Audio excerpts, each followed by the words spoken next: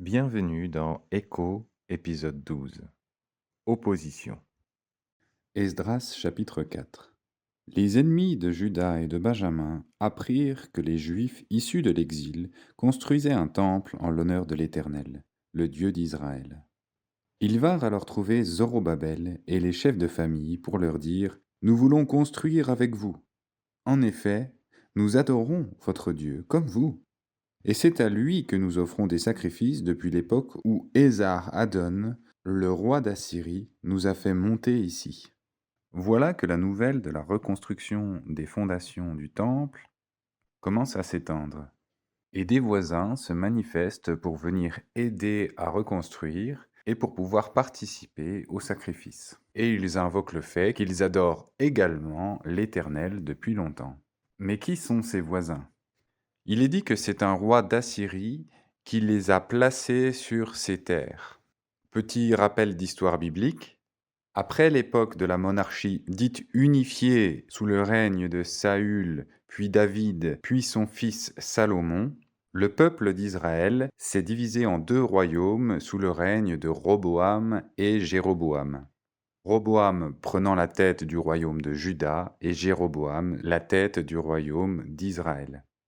La fin du royaume de Juda, dont les rois qui se sont succédés ont été en général assez fidèles à l'Éternel, s'est terminée par une défaite face à Babylone et l'exil du peuple du royaume de Juda à Babylone.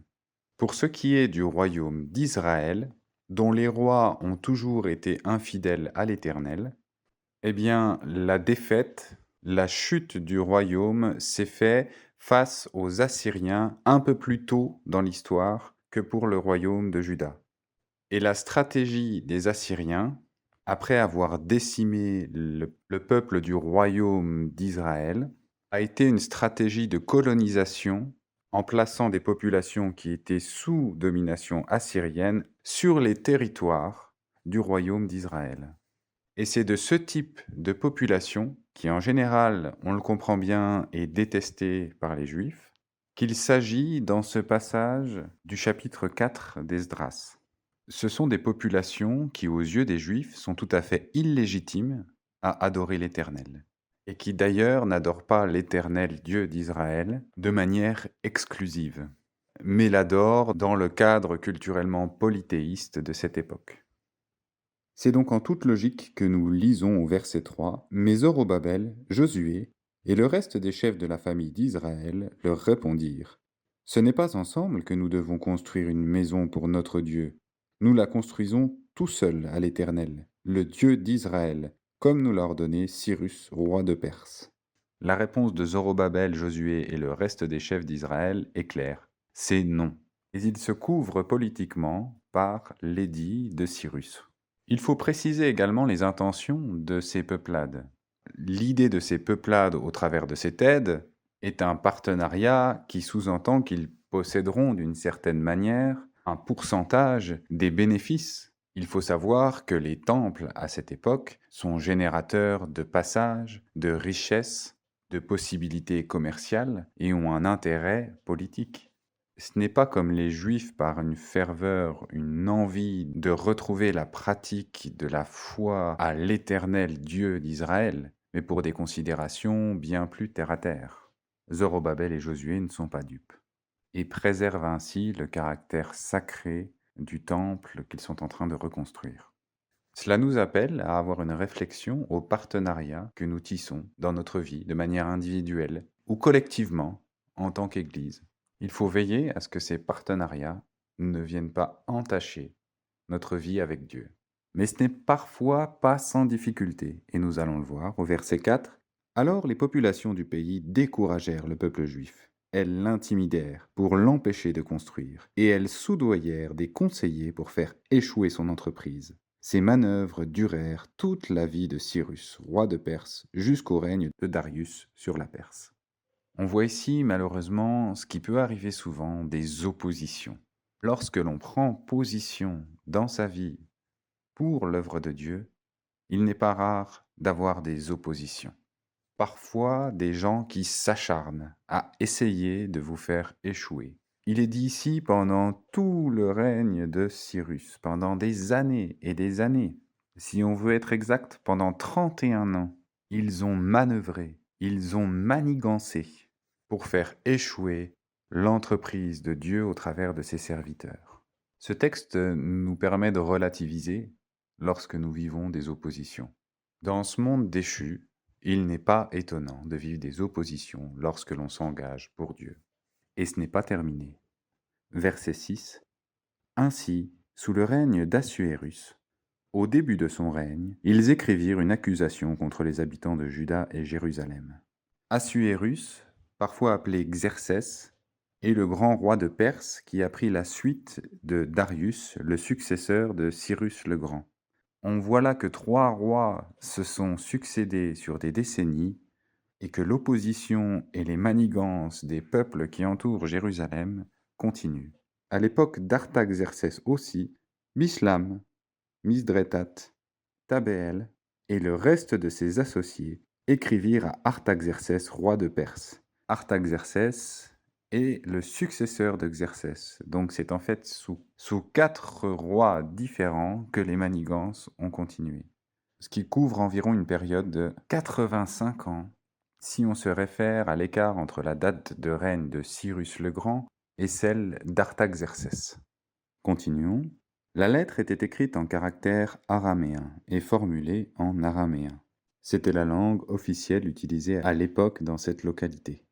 Réhum, le commandant, et Shimshai, son secrétaire, écrivent au roi Artaxerxès la lettre suivante à propos de Jérusalem. Réhum, le commandant, et Shimshai, son secrétaire, et le reste de leurs associés originaires de Din, d'Apharsatak, de Tarel, d'Apharas, d'Érec, de Babylone, de Suse, de Déna et d'Élam, ainsi que les autres peuples que le grand et illustre Osnapar a exilés et installés dans les villes de Samarie, et dans le reste de la région située à l'ouest de l'Euphrate, etc.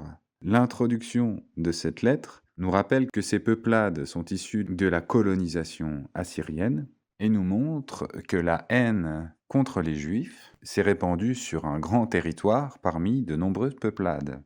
Verset 11. Voici la copie de la lettre qu'ils envoyèrent au roi Artaxerxès. Tes serviteurs, les habitants de la région située à l'ouest de l'Euphrate, etc. Roi, tu dois savoir que les Juifs partis de chez toi et arrivés près de nous à Jérusalem reconstruisent cette ville rebelle et mauvaise, en relèvent les murs et en restaurent les fondations. Roi, tu dois maintenant savoir que si cette ville est reconstruite et les murs relevés, ils ne payeront ni taxes, ni impôts, ni droits de passage, et cela portera préjudice au trésor royal. Or, c'est parce que nous sommes étroitement associés au palais et qu'il ne nous paraît pas convenable de voir mépriser le roi, que nous t'envoyons ces informations. Qu'on fasse des recherches dans le livre des mémoires de tes prédécesseurs, et tu y trouveras l'information suivante. Cette ville est une ville rebelle qui porte préjudice au roi et aux provinces, et elle a depuis toujours abrité des révoltes. C'est la raison pour laquelle elle avait été détruite. Quant à nous, nous t'informons, roi, que la reconstruction de cette ville et le relèvement de ses murailles te priveront de toute possession à l'ouest de l'Euphrate. La stratégie de Réhum et Shimshai est assez claire. Ils font semblant de se soucier du royaume d'Artaxerxès, de sa sécurité et de sa prospérité, pour venir mettre à mal le peuple de Dieu, pour finalement avoir un droit de possession sur Jérusalem. Habilement, ils utilisent des arguments valables, c'est-à-dire qu'effectivement, il y a eu des guerres entre Jérusalem et Babylone. On peut reconnaître à Réhum et à Shimshai leur habileté dans la manigance et le complot. Lorsque le diable veut s'attaquer à l'œuvre de Dieu, il peut être assez efficace lorsqu'il agit dans l'esprit de ceux qui s'y opposent. C'est un véritable acharnement depuis des décennies qui est mis en place.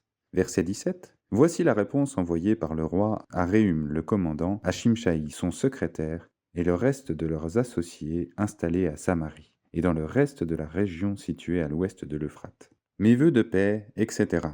La lettre que vous nous avez envoyée a été lue distinctement devant moi. J'ai donné l'ordre de faire des recherches, et l'on a trouvé que depuis toujours cette ville s'est soulevée contre les rois, et a abrité des rébellions et des révoltes. De plus, il y a eu à Jérusalem des rois puissants.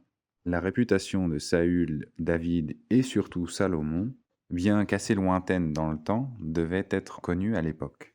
Des rois puissants qui ont exercé leur domination sur toute la région située à l'ouest de l'Euphrate et auxquels on payait des taxes, impôts et droits de passage. Ordonnez donc de faire cesser les travaux de ces hommes, afin que cette ville ne soit pas reconstruite, tant que je n'en aurai pas donné l'autorisation. Évitez toute négligence concernant cette affaire, afin que le préjudice porté au roi n'augmente pas. À ce moment-là, Réhum et Shimshai ont dû ouvrir le champagne.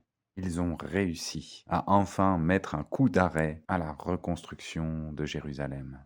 Et ça ne leur suffit pas. Leur haine des Juifs va se manifester par la violence et la force. Verset 23.